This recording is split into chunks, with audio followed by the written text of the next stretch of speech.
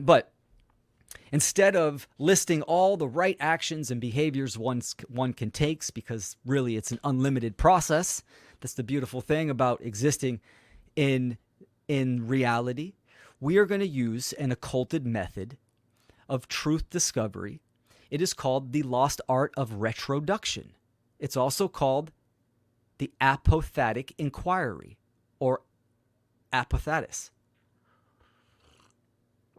This is the apophatic method.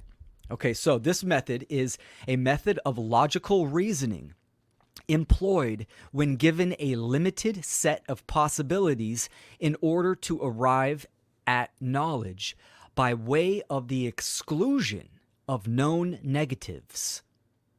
So, describing what something is by explaining what it is not.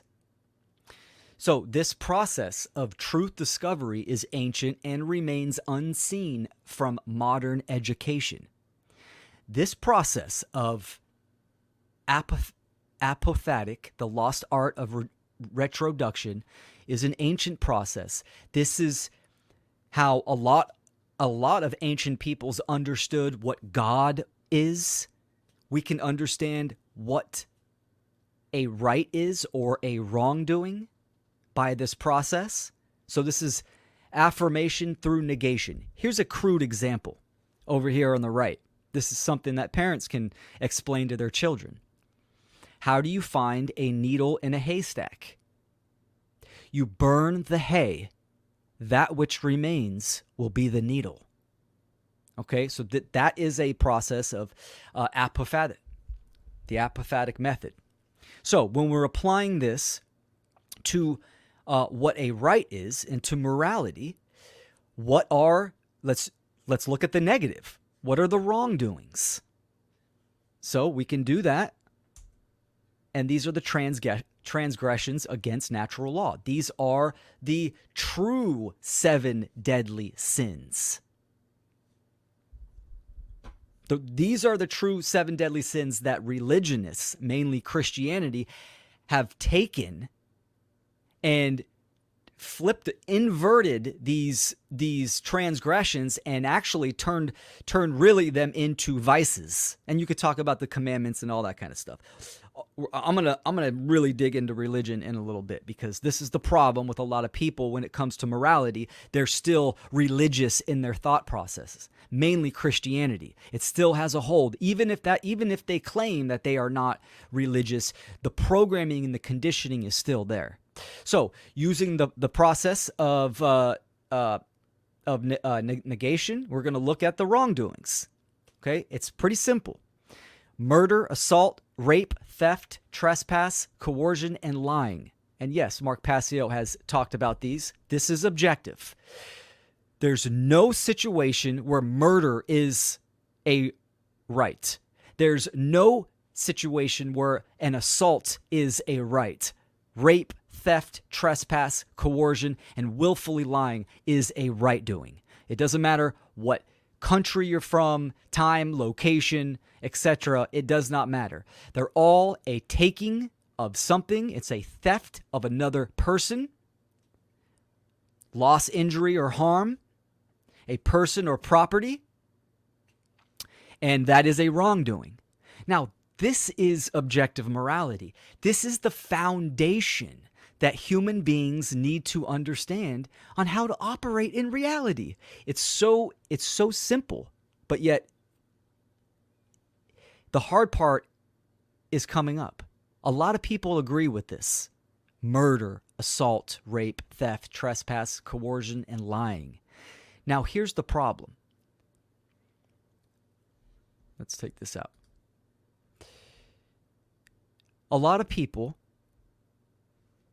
can't apply a concept to themselves or to the world, what is going on in the world.